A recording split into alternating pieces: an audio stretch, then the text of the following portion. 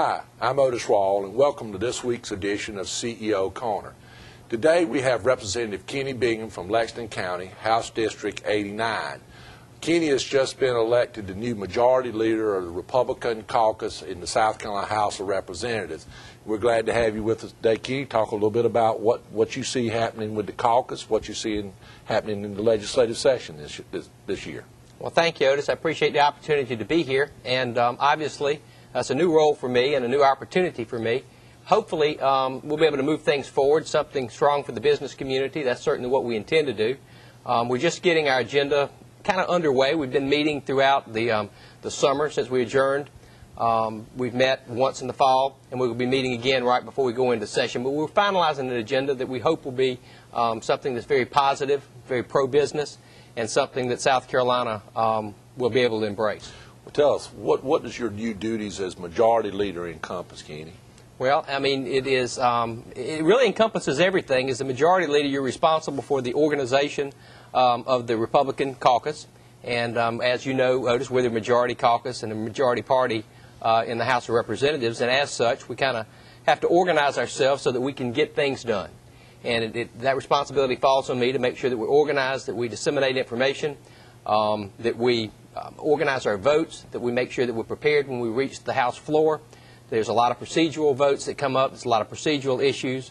We work through our whips and through our floor leaders in order to make sure that we're prepared to meet those challenges so that at the end of the day that we have been successful and we've been able to move our legislation that we anticipate passing, that we can move that forward. Well, last week y'all had an organization session. We had a couple new chairmen, a new speaker pro tem. Can you just talk about that process a little bit and the new chairmen? Well, I can. I mean, every 2 years in the House, we all run for re-election again, and you know, the House has a history, I guess, of turning itself over sometimes at a rapid pace. As a general rule, I think we have 23. There's 124 members in the House of Representatives. We have 23 new members, right. And with that means that we have 23 old members that have exited the body. So a lot of turnover, and in that, leadership also changed a pretty substantial amount. I've been in the House for 8 years now, and this is the most I've ever seen the leadership change in any 1 year. We started at the very top. Our Speaker, Bobby Harrell, who is not someone that has changed. He's still back, obviously. But then underneath him, Harry Cato. Harry Cato, for I think it's around 14 years, has been chairman of Labor, Commerce, and Industry, a committee that has worked very closely with the Chamber. Harry has taken over the responsibilities of Speaker Pro Tem. He's next in line. And he's going to be a big asset for us, and he is part of our leadership team, obviously. And with his business background, we think that helps us in order to formulate a very strong pro-business agenda and to help pass that in the body. If we look at some of our other committee chairmen, we have 6 major standing committees, and 3 of those 6 committees have new chairmen. The first I'll talk about is Jeff Duncan, who's taken over the Agriculture Committee. Jeff is an outstanding member of our body. He has great respect. He's not been there a long time, and I think that shows how much respect the body does have for Jeff and his abilities. Very strong pro-business individual, someone who is also environmentally sensitive. He's sensitive to the environmental issues, so he made a great choice for agriculture, and he's going to do a fantastic job for us there. Moving up, we look at our Education and Public Works, where Phil Owens has returned to that committee in order to take over as chairman.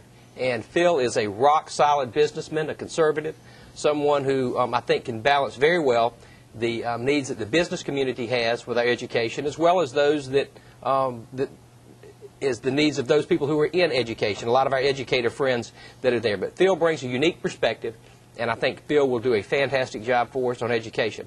Then we move up to the committee that is nearest and dearest to our business community, and that is Labor, Commerce, and Industry. And there we have a stalwart, Bill Sandifer from Oconee County.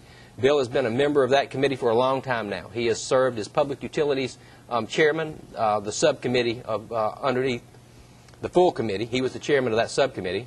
I'll get that out right in a second.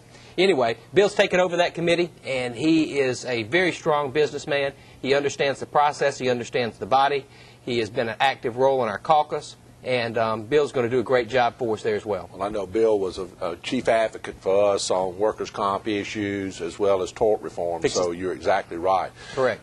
Just talk a little bit, you said a little bit earlier that y'all haven't completely formulated your agenda yet. Do you have some idea of what the issue is going to be? I know that we've gone through our process, and energy is a big issue for us. Health care is a big issue. Comprehensive tax reform, workforce education issues. You know, all those are kind of on the table for us. Can you talk about what you think may be on the table in the end for the caucus and the Republican Party? In a broad spectrum, I mean, energy independence is a huge issue. I don't think we have to, go behind the rationale and explain it much more. We all understand how important energy is. We've seen the events that's transpired this past year. And as a result, energy independence is one of the major topics that we're going to be looking at. And that's going to include our nuclear, expansion of nuclear facilities. Also, offshore drilling will be something that's on the table that we're going to be talking about, as well as all other forms of renewable energy. I don't think we can focus on one source. We really need to look at wind, solar, and all of the other environmentally friendly aspects of energy production. And we need to make sure that whatever energy plan we do, that we incorporate all of those things through our tax policy, through the legislation, in order to promote a strong, healthy, renewable energy source for the state of South Carolina. So we're going to be looking at that. Improvement of roads and bridges. Otis, you well know that infrastructure is where it starts at for business and for recruitment of new business and industry, and that leads to the growing of our economy. And improvement of roads and bridges, looking for sources of income that we can put over to the Department of Transportation in order to promote improvements in our infrastructure system. So that's another area that we're going to be looking at.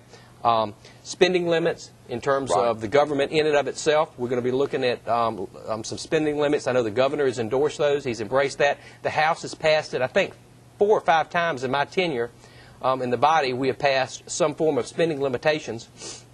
And once again, that's going to be a topic. It's going to be brought back up, and we're going to look to pass it one more time. Tax reform, comprehensive tax reform of our system. And we say that, we really mean that. And it's very difficult. I know early on when I was in the body, back in my first couple of years, several times I put in some comprehensive tax reforms.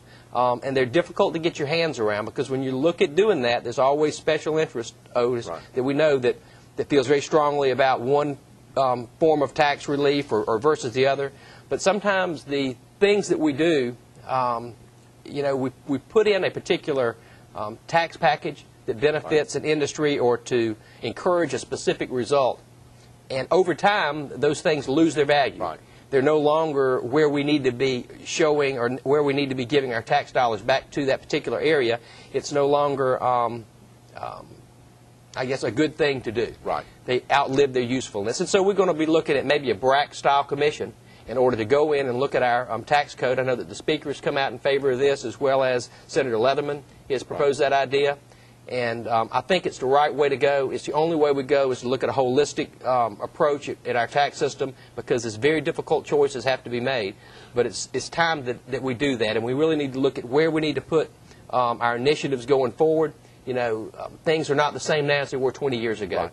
And we really have to bring our tax codes up to today's environment so that we can be competitive and give our businesses the advantages they need in order to attract jobs and for us as a state to attract new business and industry. Well, Kenny, I appreciate that. It sounds like y'all have got a very energetic agenda and a real broad agenda this year. So we appreciate you spending a little bit of time with us today, kind of talking to our members. We hope to be able to have you back on down to the middle of the session, kind of talk about where we are now, where we kind of a status report in the middle of the year. But thank you for joining us today on CEO Corner, and we look forward to working with the House, and we look forward to working with you in your new capacity. Thank you. I appreciate the opportunity to be in here.